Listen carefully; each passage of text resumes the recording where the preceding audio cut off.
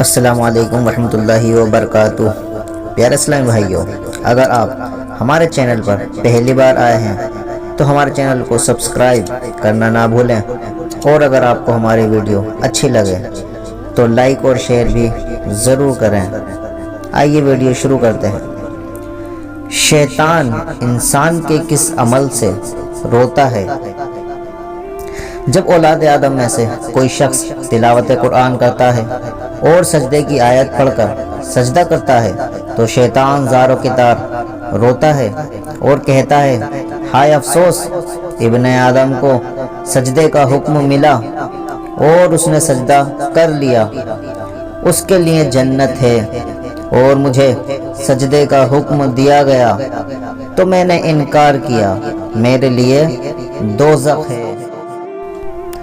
اللہ تعالیٰ کی بارگاہ میں دعا ہے تمام مسلمانوں کو شیطان کے شر سے بچا، آمین بجاہ النبی الامین صلی اللہ تعالی علیہ وسلم۔